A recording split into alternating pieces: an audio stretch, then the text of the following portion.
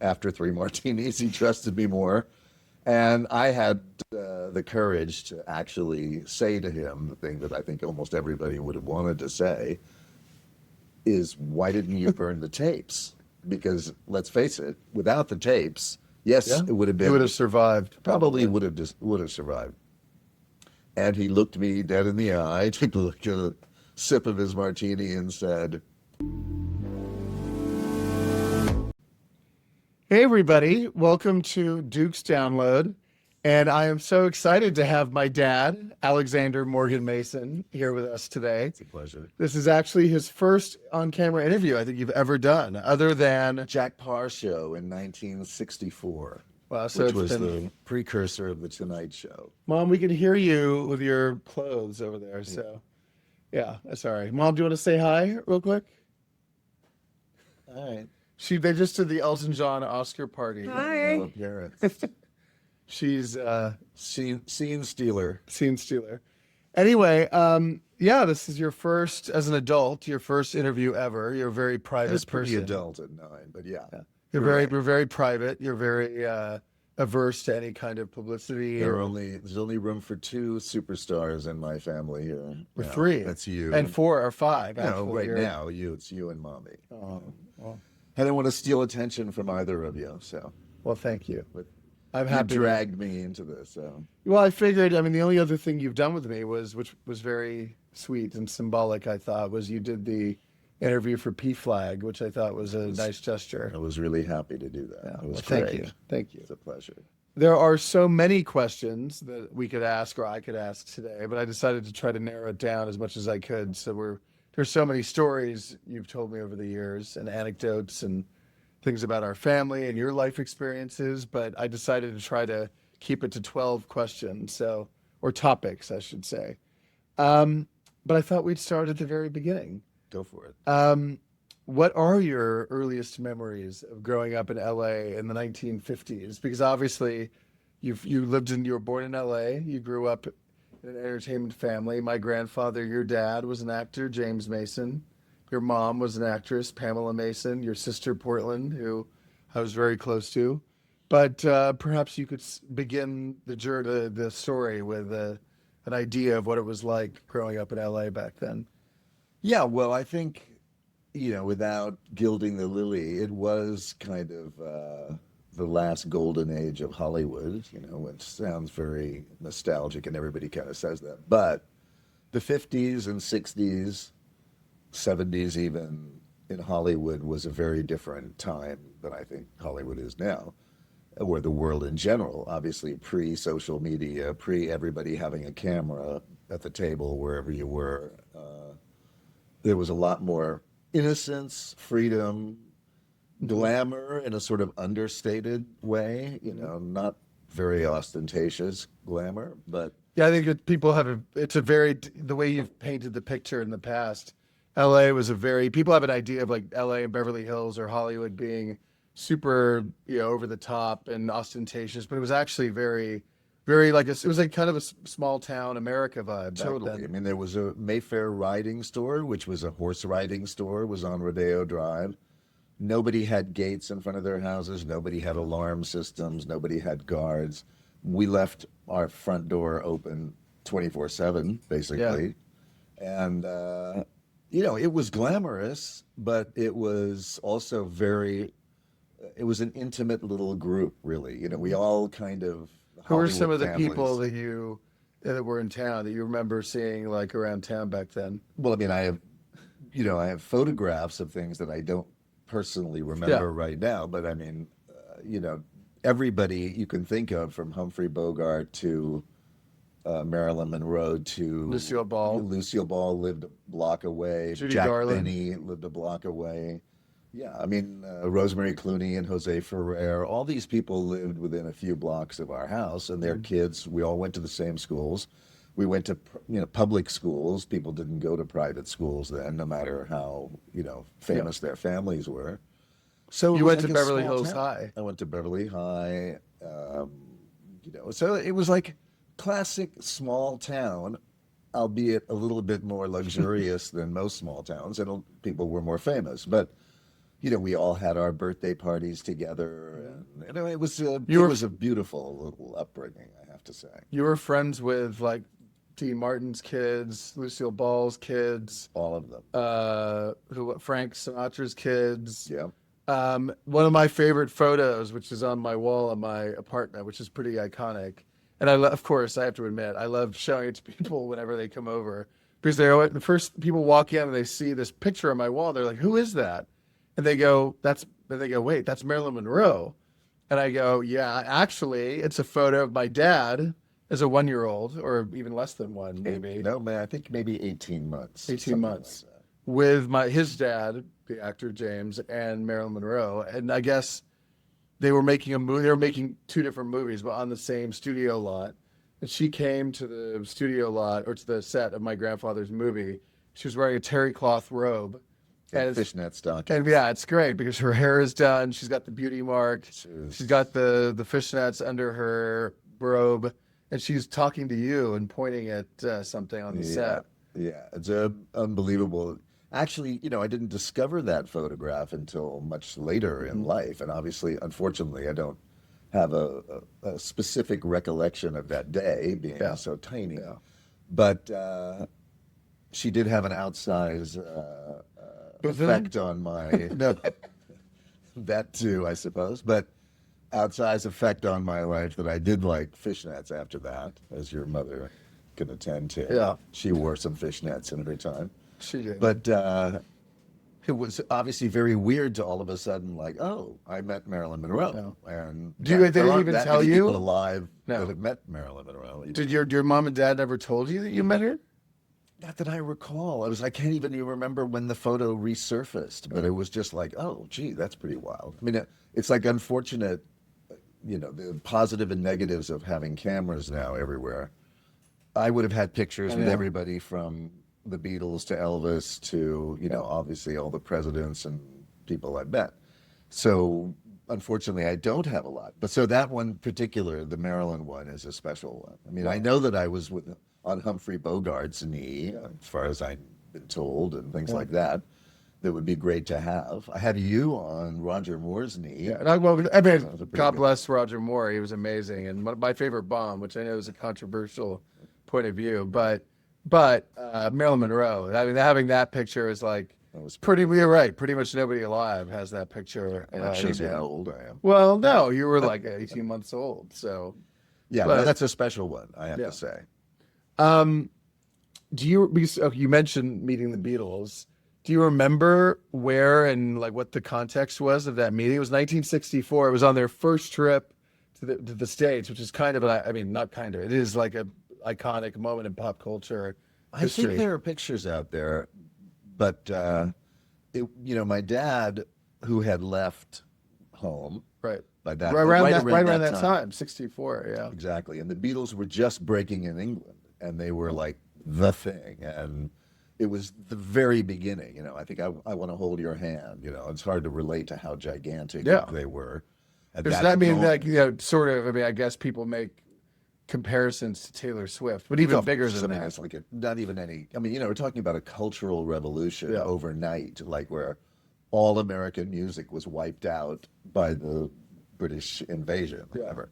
Anyway, I remember my dad bringing home the first 45. He came from England and came back to our house and brought that first 45. And that changed my life right there. I became obsessed with music and with whatever.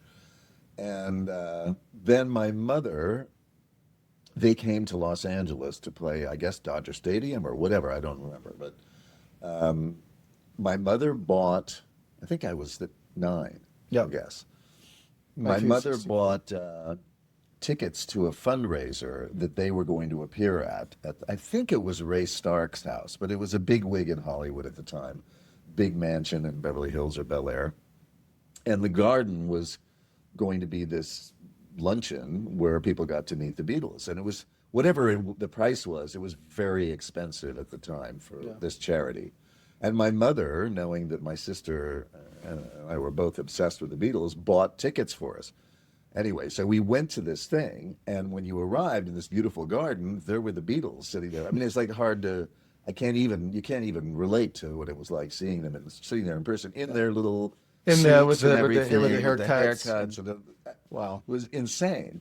And of course, when we were in a queue to get to meet them, just to shake their hand, and of course, the closer and closer we got, the more terrified both of us, my sister and I, got. Yeah. And at the end, getting closer, I finally said, "Okay, no, I can't do it. I can't do it." My mother, using some rather salty language, said, "I effing well paid a fortune for you to shake their hand, and you're going to effing shake their hand." And so we did, of course. And of course, then we were literally like the cliche, walking around going, "I'll never Yeah. wash this hand again." But I have Yeah. washed the hand again. But that was epic, yeah. And then, of course, you know, they were a huge influence on our lives. And then I became a musician for quite a few years and had a band and, you know, did my best, not a career-wise, but for fun. You have I'm sure you'll know the right word, a incidental, and my dad's a grammatical pro or expert. So what is the word I'm looking for? A incidental connection to various gay icons in your life, having been married, Mainly. well, being married to one. Your dad obviously starred with Judy Garland, who's a gay. I did her eulogy days before the Stonewall riots began in New York in That's right. 1969, which is pretty big, pretty At weird. Liza's request. At Liza's She- request, another gay icon. And then you're married to a gay icon, of course. Well, I don't know if I mentioned that. You did. Another gay icon, Elizabeth Taylor. Exactly. You, and the thing is, Speaking of which, speaking of which, oh, memento for you. I don't know if the camera will pick this up, Yeah, but you can try and show it. so my dad, when he was a kid, he started a movie called The Sandpiper. You were a child actor. I was 9. You were Yeah, 9. again. You were what is It was a big year when I was 9. Yeah, you starred with Elizabeth Taylor, Richard Burton as their son in a movie As called her son. Her Son, right? Danny Reynolds. My boyfriend and I, Army, who was the host of last week's episode, and we watched it recently together. But this is my dad's St. Christopher that he got when he was 9 years old. I don't know if you guys will be able to see it. I think you will. But it says, it's engraved on the back. It says, "From Elizabeth and Richard, Paris, 1964. But you shot the movie, so this is part of funny. And that was directed by Liza's father. Oh wow! Vincent Minnelli. Right. Another gay, well, sort of Yeah. gay. Anyway, Adjacent. yeah, gay adjacent.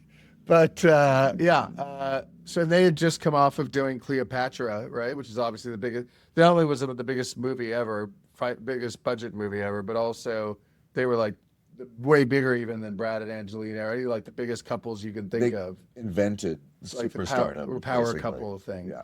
Yeah. But you starred as their son, and you shot the movie, even though it was based in Carmel, in California. You shot all the interior shots on a studio lot or studio in Paris, right? Exactly. Because they were like, if we're going to do this movie, we want to like spend the few Well, they months. also had tax, issues because it was like 3 months in California, in Pebble Beach, not Pebble Beach, but Big Sur. Yeah. And then they couldn't spend more time without becoming, I think, tax residents here. So then they wanted to move it, and Were they already Paris. living in Switzerland back then? They were Just nomadic. Stade, They right? had a house in Stade, but they had a house in But they intentionally were living outside in America. Puerto Vallarta, of course. Right. They had. But yeah, so they were kind of always on the move. But yeah, so we spent 3 months in Paris also shooting the interiors, and that was awesome. And they were all incredible. James Coburn was in the movie too, and Yeah. Charles Bronson. Even Marie Saint, who's still Marie alive. Saint. So we shared, my father and I. He did North by Northwest with her, and I did Sandpiper with her. So that was. Do you have a lot of memories of working with her on the movie? Or I know you were 10. Well, but I do you see have- it. It's weird because I can see those scenes obviously now, and that gives me a sort of flashback to, oh yeah, I remember those sitting on the bed with her. You remember that? I do. I think I do because What, I've seen it 60 so many years, 60 times. years Yeah. ago or something. It's great. Yeah, thank you. Well, no, I'm just saying it's pretty cool that you have those memories.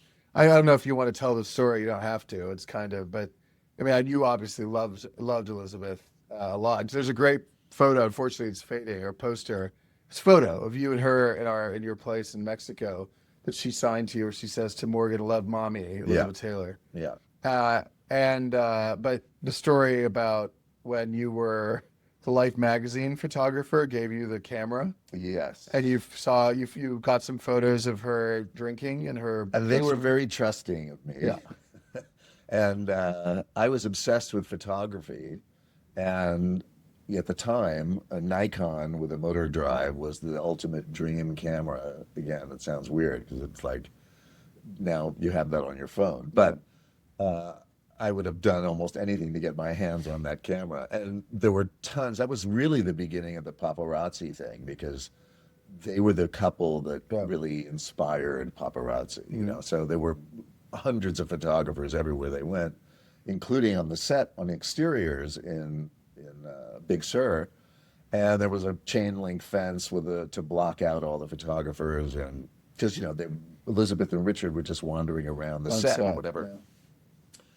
And one of the photographers seduced me by telling me I could use the camera if I would take pictures back. I could take whatever I wanted. So, I mean, it never occurred to me. At that time, again, it was so new, that kind of paparazzi thing. It wasn't.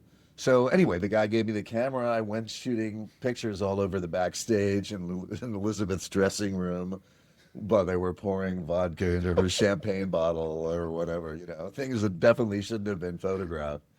And then I returned it, of course, to the photographer. And then the publicist on the film got wind of what was going on, and I was rebuked.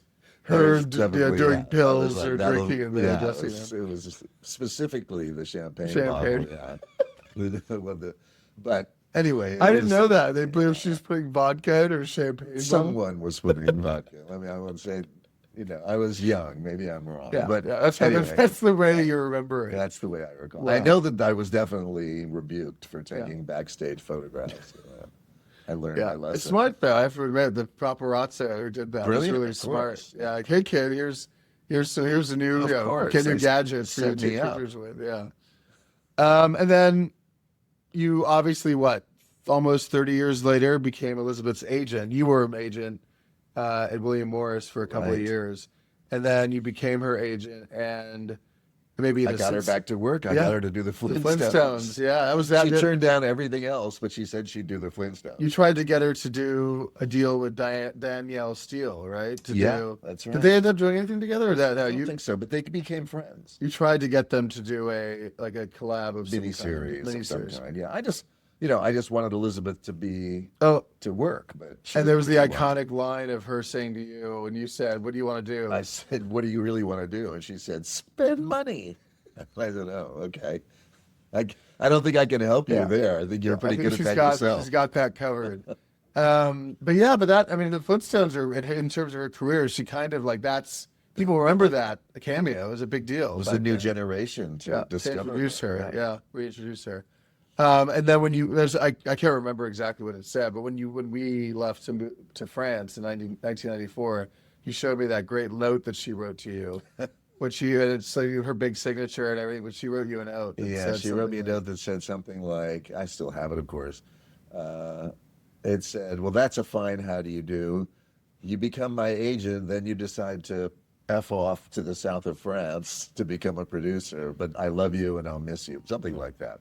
She was extremely loyal, of course, famous for being loyal. Mm-hmm. And was a very loving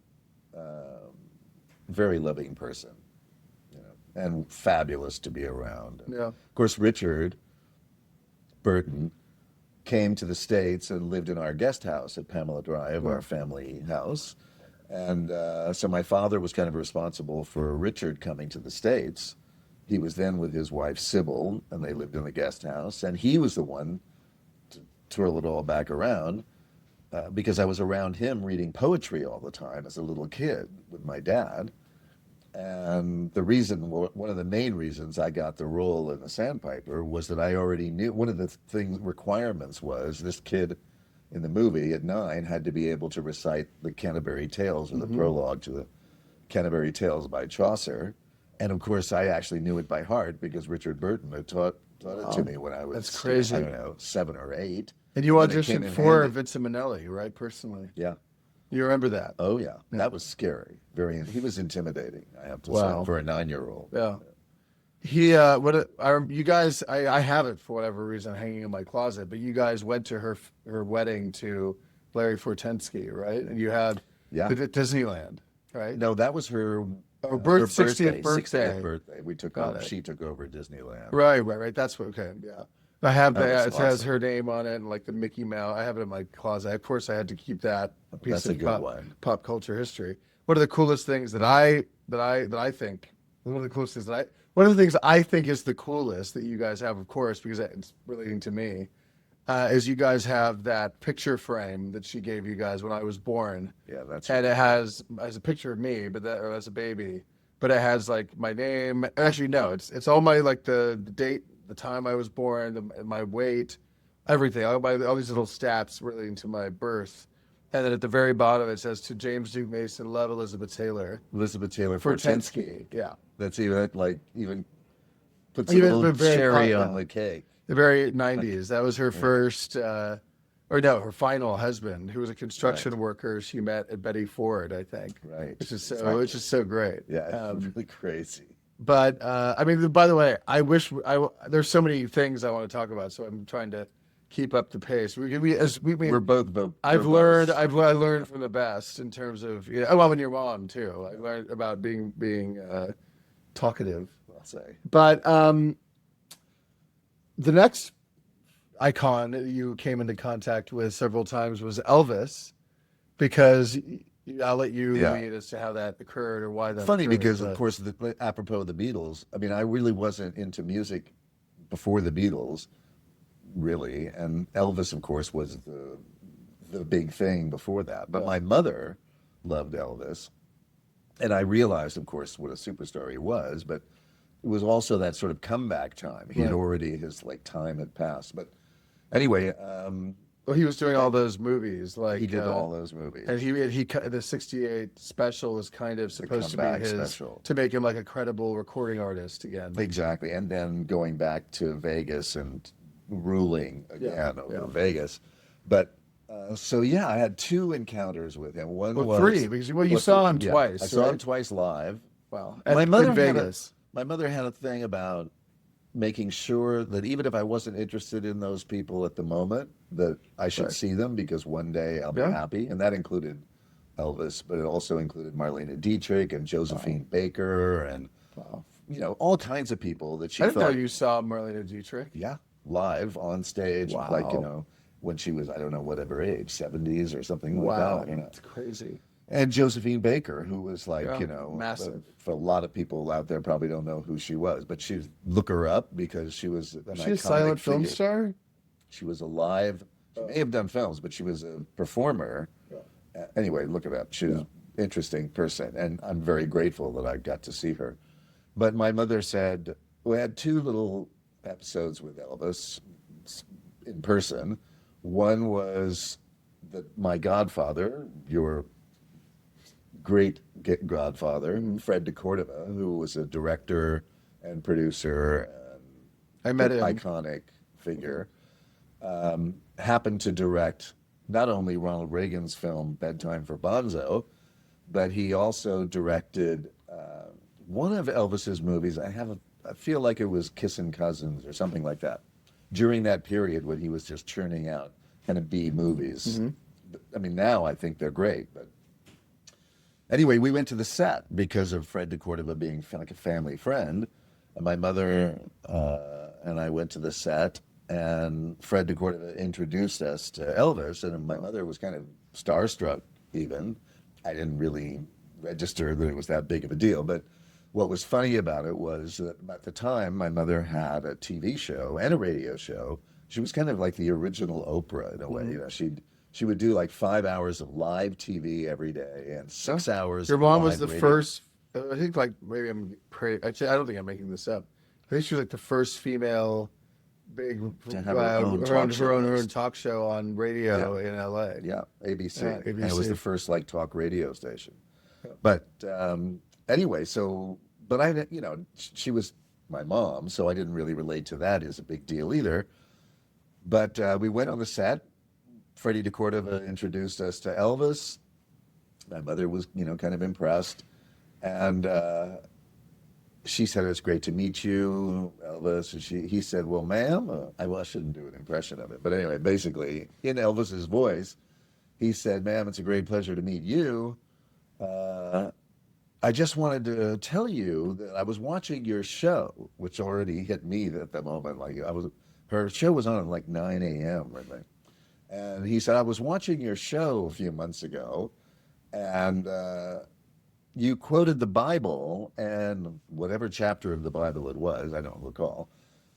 You misquoted it, and I just wanted to make sure you understood what it was." And my mother didn't even remember quoting the Bible. I don't think she ever knew anything about the Bible, but he misquoted it, and he gave her the correct His quote. notes, Elvis's notes. And when we left, I was like, even then I registered Elvis Presley is watching my mother's talk show at 9 in the morning.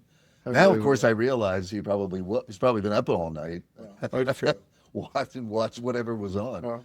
But then we went. My mother said, "I want you to see him." And when he came back to Vegas and did the big international, hotel comeback, she took me to see him 2 nights. And we went backstage. So, it was pretty awesome. But so wait, so you saw him 3 times then, because you saw him Met him twice. Once backstage. Did you see him were you at the taping for the 68 comeback? No, unfortunately. But I saw him live, during that era, that far away, right, on stage. That was when he had the big collars. I mean, it was, did all the karate moves on stage. Yeah, it was awesome, I have to say.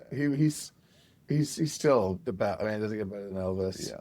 As your mother would say, he was a babe. She had a shrine to Elvis, didn't she? Disgraceland. Yeah. Her home was called Disgraceland. In Hollywood in the 70s. Some naughty girls there.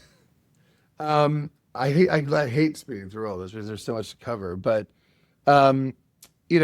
you always talk about how, you've always been very, you're not, you worked in politics, but you're not you've never been a political party person. Definitely not. And the times where people have tried I only to worked label for one you. politician. Ronald Reagan. Yeah. And he wasn't really a politician in my mind. Yeah. But you got involved in politics you worked for Reagan's campaign. You've always considered yourself independent politically. Yeah. So you don't like Trump, and you want to clear the record on that. You're not a Republican, you're not a Trump person. Definitely not. But you worked for Reagan, and I mean, this topic we could spend 5 hours on, but as a truncated version, you worked on the campaign. I mean, in a way, I wish we could just do a whole episode on this, because I mean, the fact that you sent a letter to Reagan, he called you after you didn't know him, you didn't know, your parents didn't know him. It was entirely your doing, and you went to work for the campaign back when he was not considered a front runner. He was 7th out of 10 candidates. Yeah, and he ended up winning, obviously, the presidency. You went to work in the White House. You were the youngest special assistant to the president in American history. And you also, before that, worked for a brief time as deputy chief of protocol. And there's obviously so many stories about working in the White House, being in the Oval Office, all that you could tell. But the one story, because I thought it just it's funny and it's interesting given the fact that multiple presidents were involved. You were part of the official delegation for Anwar Sadat's funeral in 1981. And I thought maybe you could share a couple quick parts of that experience, because you were there on the plane on Air Force One with Nixon, Carter, and Ford. And Kissinger. And Henry Kissinger. And Al Haig. Al Haig was Secretary of State. But Reagan couldn't be there because he was the sitting president. Security. And the guy had been assassinated. So, but maybe you could tell a couple quick points about when you were on Air Force One with the 2 of them or the 3 of them. Well, it was weird because, first of all, I had met Anwar Sadat maybe 3 weeks or a month earlier at the White House.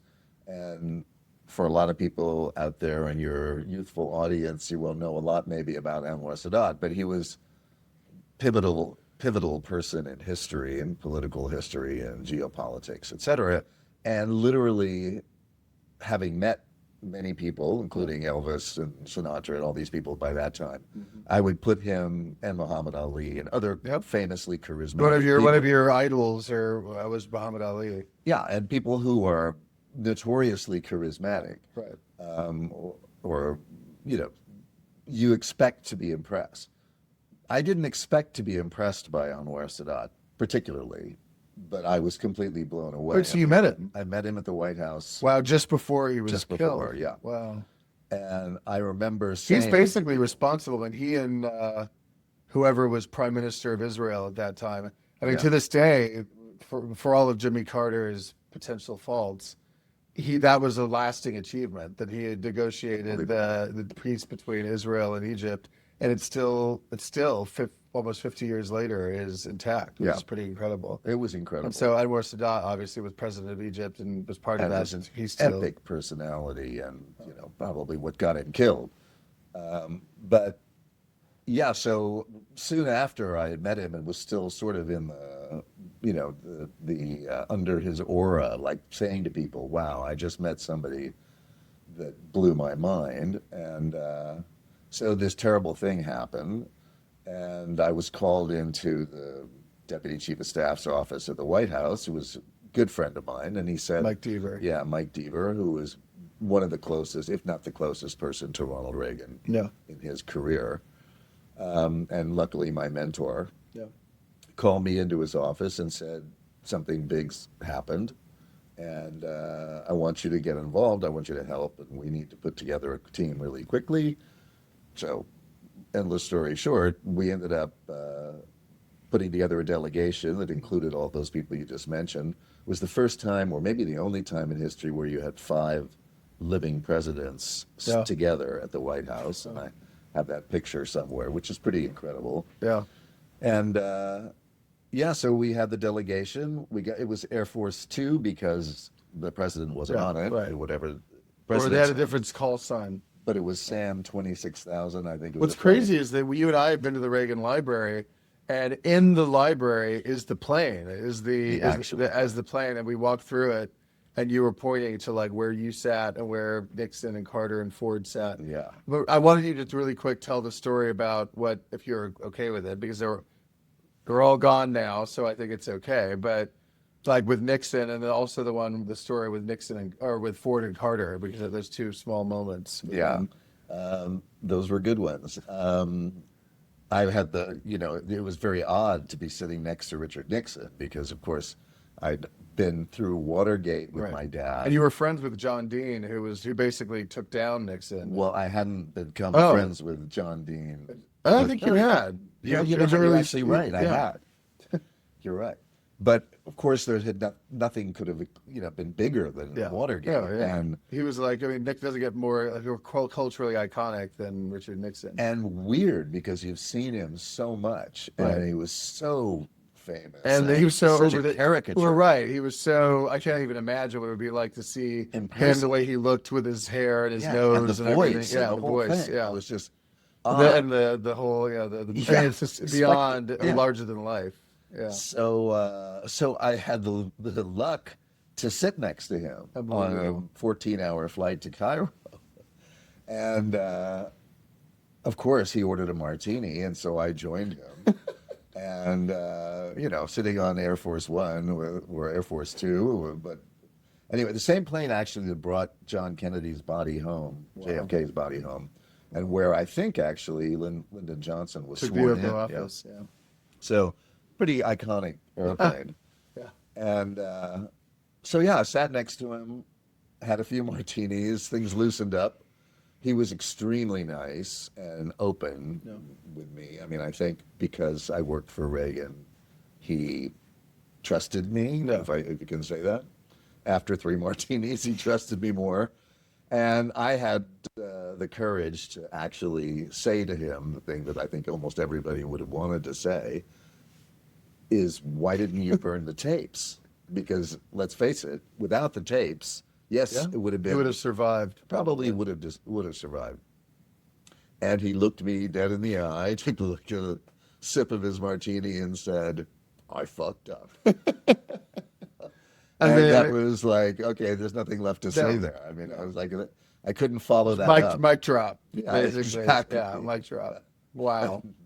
Yeah, so that was epic and life-changing moment for me. And And then Jimmy Carter, who of course I love now, and at the time he was our arch enemy in the campaign. So You also, by the way, for historical record, you were not I won't ask you to explain why. You were not the biggest Bush fan either, necessarily. no. Yeah. So Well, I was you're a Reagan, but again, I was a Reagan not a supporter. Republican, you're just a Reagan person. I chose the one person at that moment in time. Right. I happened to be interested in politics at that moment in time. Yeah. And I happened to volunteer to work for him, and he happened to accept. He happened to become president. And then he happened to become president. Yeah. But, yeah. So you went up to Carter. So Carter. No, you went up. So Carter was on the plane with Rosalind, Right. and was very standoffish, of course. And now we know in hindsight, not that it wasn't obvious at the time, he despised Reagan and all of of course, the rest of us on the team. Yeah.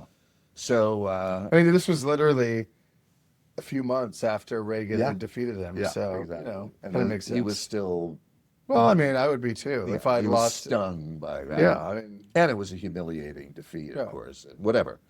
So, he was very standoffish, and then this, of course, typical thing of all. you actually have a great photo. I mean, also, I'm trying to speak. There's so much going on, but you have, even in your place in Mexico, a lot of the Reagan and White House memorabilia and stuff in like a certain part of the shrine. The shrine, Reagan shrine.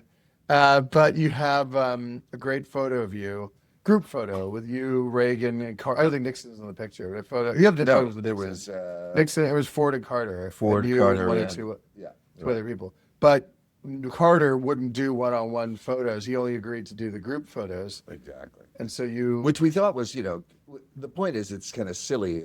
It's at the time, it probably still is the thing. But we didn't have selfies then, but, we had an official photographer. And of course, if you're there with a bunch of presidents of the United States, everybody wants their picture taken. There's only 20 of us maybe on the plane. So, of course, we all wanted a picture taken with 2 or 3 presidents. It's a big deal.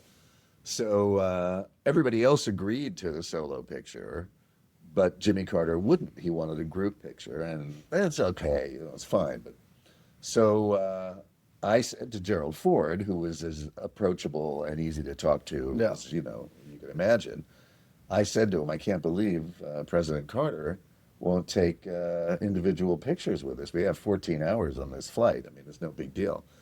And he said, well, it just goes to show you, you can't make chicken salad out of chicken shit, which shocked me, as you can imagine, coming from a former president, speaking about another former president. Yeah. But he was kind of a gym coach kind of guy. Yeah. So it didn't come. he didn't seem like he put on airs, really. No, not that I could tell. He was pretty straightforward. Was he guy. drinking too when you were going? I think he probably had a couple. The Carters didn't, I'm sure. of that. Yeah, well, didn't you tell me that the Carters were sitting in the corner, like reading the Bible? She had the Like, Bible out, yeah. I mean, in hindsight, I think a lot of people feel the same way that he. Well, they walked the talk. Yeah, They saw him in his. I met him church later on, and I didn't tell him he worked for Reagan, but I told him that you were on the delegation to Sadat's funeral, and I met him and Rosalind. Yeah, that's great. And I think in hindsight, a lot of people feel. I mean, his reputation and legacy has been sort of validated in a lot of ways. Absolutely. Again, there's so much about the White House I could ask you, but in the interest of time, after the White House, you were there for about 2 years. You came back to L.A. You worked in public relations. You worked with Don King, who is, for those of you who don't know, was a big deal in the 80s, a boxing promoter, but also did like concerts, a tour, music artist tours. And you actually worked with him on the Jackson Victory Tour in 1984 with the Jackson Five, or Michael Jackson and his brothers. And there's one thing I wanted to mention in particular about that. First of all, Michael taught you the moonwalk. That's right. Which was pretty incredible. A lot of us. Yeah.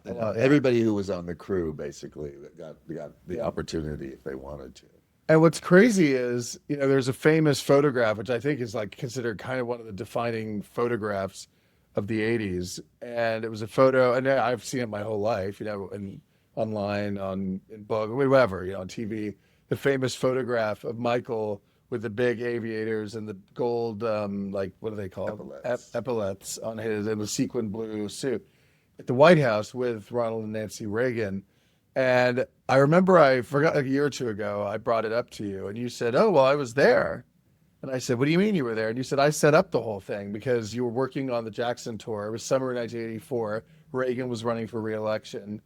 And And you we played Washington, D.C. and you played Washington. So you were actually responsible, arguably or inadvertently, for pretty much one of the most iconic moments of the 80s. Well, I was blessed in that one of my non-official titles was that I was a sort of liaison to the entertainment industry at the White House. So, Mom, we can hear you zipping up. yeah, excuse us, Leo. Yeah. So you can edit Yeah. No, I think it adds to the authenticity of the ambiance. The ambiance. So yeah, so I was able to, and they were happy for me to bring people from the entertainment business to the White House for various. I did it with Elton. I brought Elton John, who was, I got to choose who I wanted to be to meet, Right. and so among them was Elton and a lot of other actors and singers and so on. But yeah, Michael, of course, since we were on tour for a year almost, I think. And of course, it was the hottest ticket. I mean, I'm sure Taylor Swift maybe sold more, but you couldn't be a hotter ticket in the world than seeing the Jacksons together. That still is considered kind of an iconic tour. I mean, that whole era of Michael's career. Every show was the most unbelievable show you've ever seen in your life. Yeah. Can't remember exactly how many dates, but it was a full year. And you traveled with the tour? Went to every show. With Al Sharpton, Jesse Jackson, Everybody, all those guys. the whole team. Wow, that's pretty amazing. Don King, which was Don King, epic. Going from the White House to Don King and the Jacksons. And you were there at the White in 2 House years. with Michael Jackson, the Reagans that day. Yeah, That's absolutely. pretty amazing. Yeah. I mean, that's up there. Like, that's considered one of the most iconic moments in American pop culture. Really. Yeah. I could also do a whole segment, which I won't because we only have a little time left, but about Sex, Lies, and Videotape, which was you were also part of basically the birth of independent film in America, because like most movies at the time in the late 80s were studio films, at least the ones that like had wide theatrical release and all that. You kind of discovered Steven Soderbergh, who's a big is a big director now, one of the biggest. Was a young filmmaker back then. You saw one of his. He never made a movie, yeah. And you watched one of his one of his short films. Asked him if he had a feature-length film. He wrote it on a legal notepad, handed it to you. You then helped make Sunset, Sex, Lies, and Videotape. It went to Sundance. It went to Cannes. That's close to the story. Yeah, it wasn't there's on a a legal lot. pad, but he handed me a script. Yeah. That was like paper thin, and it had this title. He'd shown me this little video, which was amazing, Rapid Eye Movement. Yeah. And he was 22 years old, and he'd written this script and come in from Baton Rouge, Louisiana. And I read the script, it was a unique script, and I gave it to your mother that night, and I said, this script is very unusual, and she hates reading scripts. And I said, please just read like the first 10 or 15 pages. She read the whole thing and said, that's unbelievable. You have to make that movie. Mm-hmm. And the next day, I was in a position at that moment to put up some money for it. And there were a lot of like different things that happened in the interim between when you found it and then when it finally got made. But you went to Cannes, went to Sundance. It won everything and became a huge commercial success. But as you say, what it did, and this is not.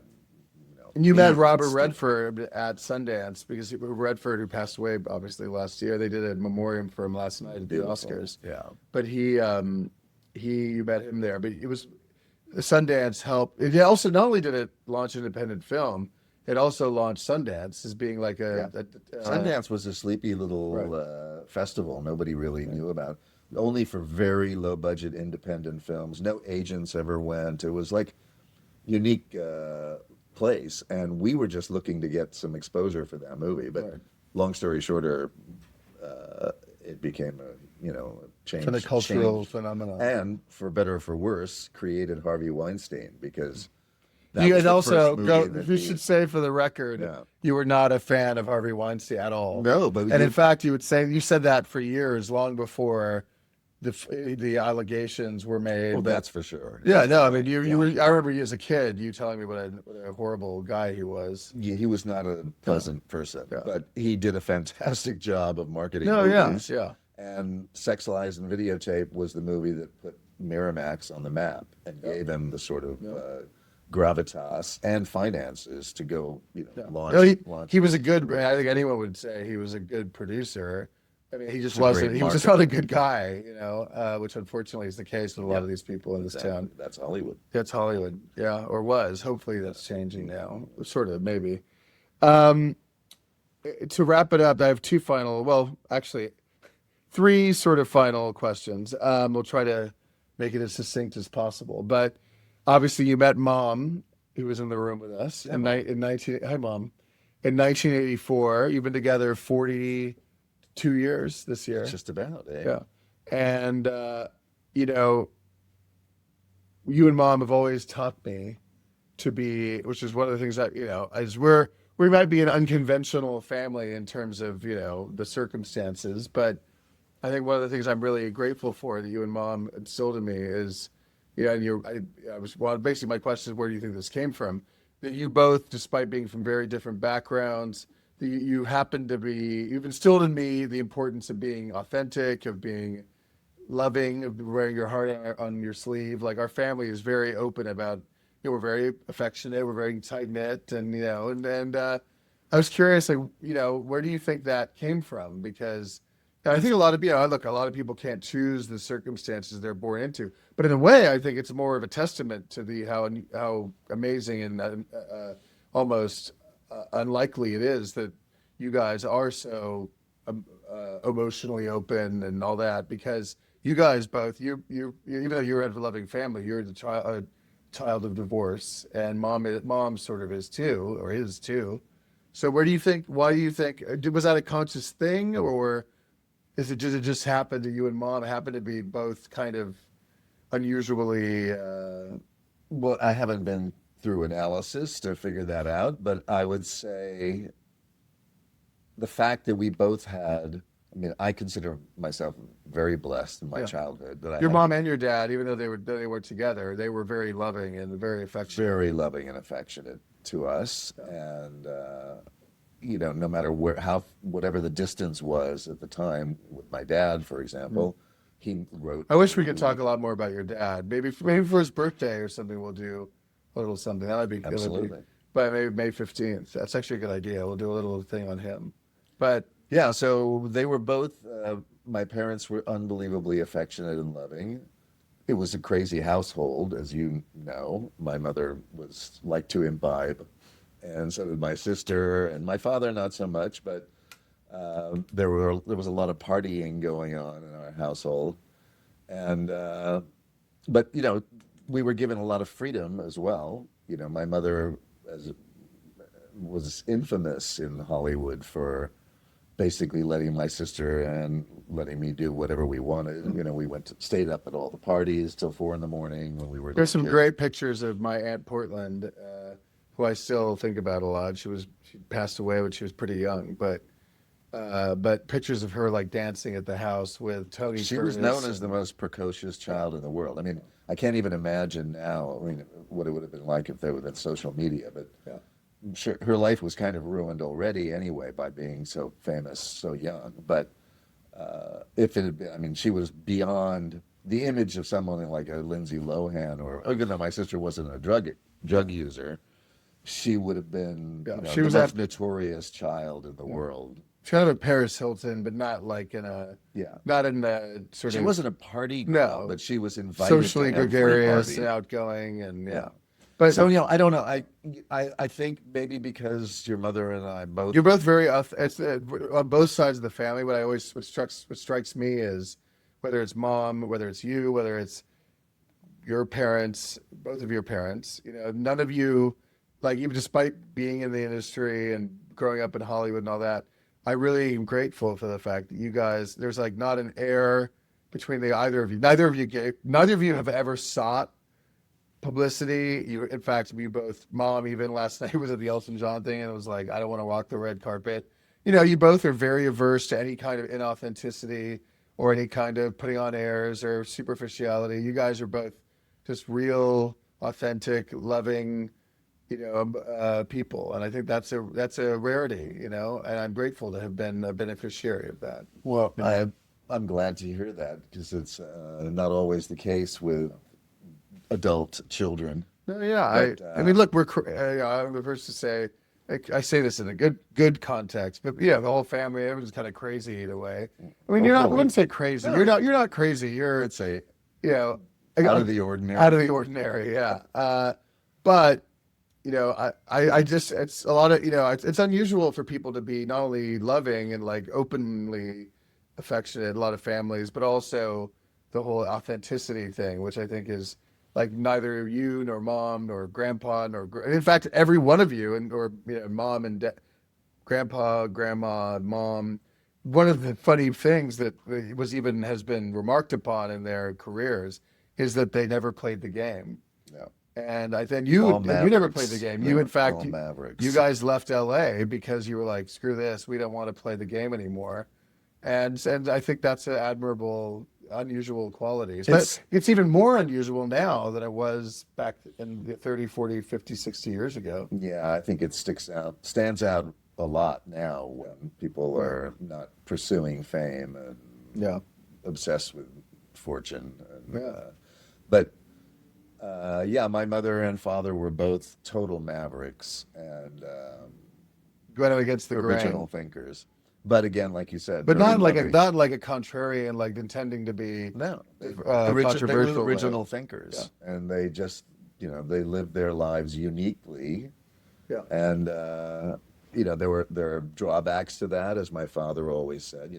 Obviously he could have been a much bigger mainstream movie star, but that was boring to him. So he wanted to do more adventurous projects and work with more obscure directors. And my mother certainly was renowned as being a unique person, both in her talents and her charm and so on. But yeah, I think the fact that both of us, your mother and I, had difficult in terms of the parental relationships, I think it made us that much more attentive to making sure that you.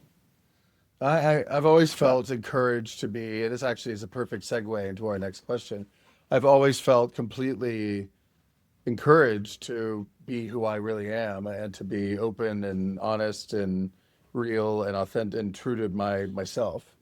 And, I think it's important as a final question to address this topic, but obviously, I came out when I was 14 and You did?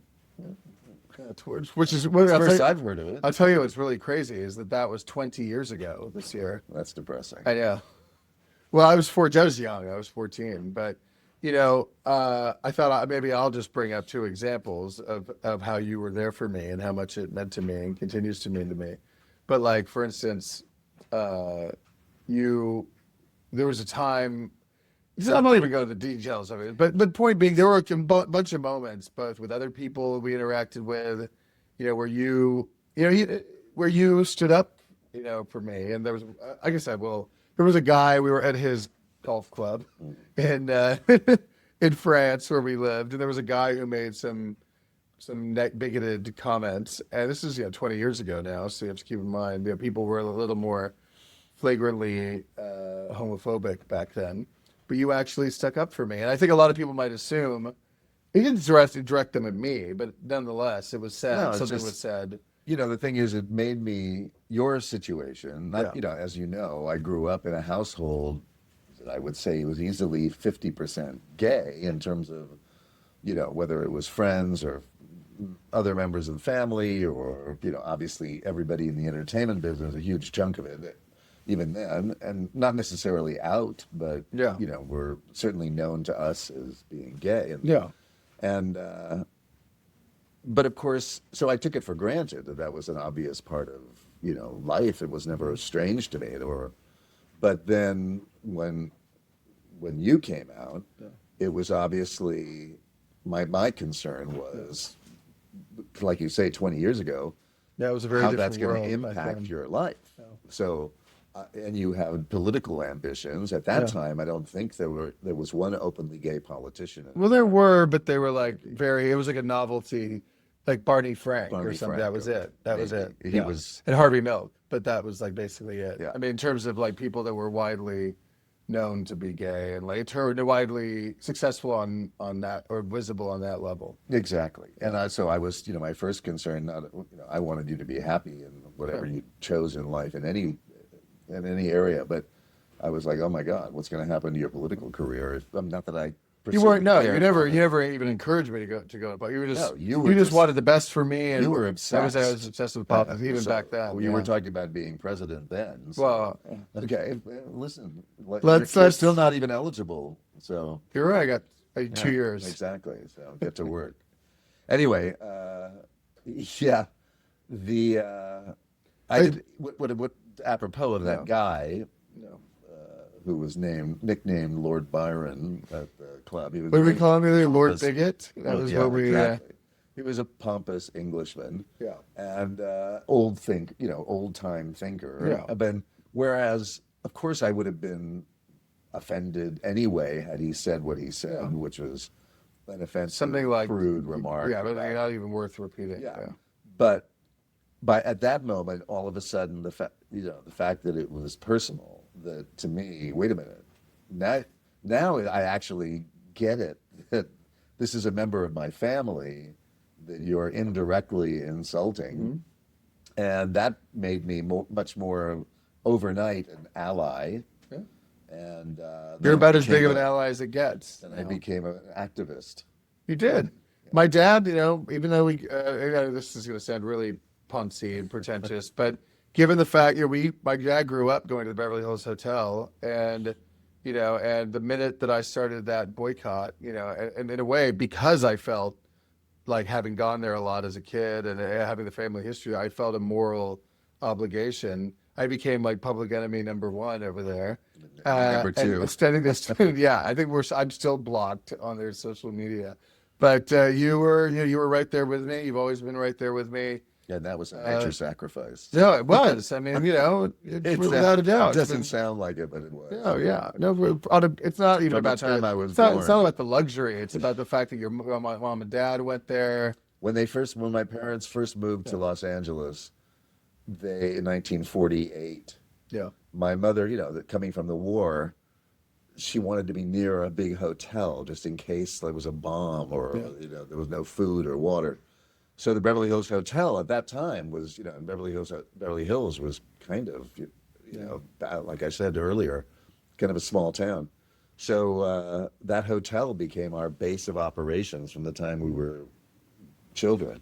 So to see it come under Sharia law was a very, I know it's not directly under Sharia law, but that hit home. Well, I for those of you who haven't seen it, even though it was sort of not directly about this topic, but one of the things that I remember, I'll never forget the moment we watched Guess Who's Coming to Dinner together. And I think we both cried watching it Definitely. because I still would probably cry watching it again. But it was a moment, I think, because I think I was either I had just come out or something like that in the movie.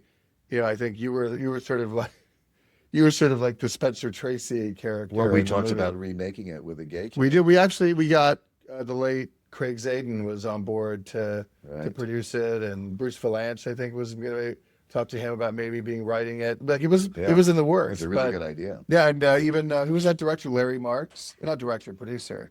Yeah, we were like working on it for a while, we could have gotten it done. Yeah, but but doing a gay couple instead of a biracial. If you haven't couple. seen that movie, Guess Who's Coming to Dinner? Yeah, one of the greatest movies I think ever. I agree. And It makes me cry every time I watch it. Brilliant acting, just special, and it was great to watch it with you because it really, we both cried.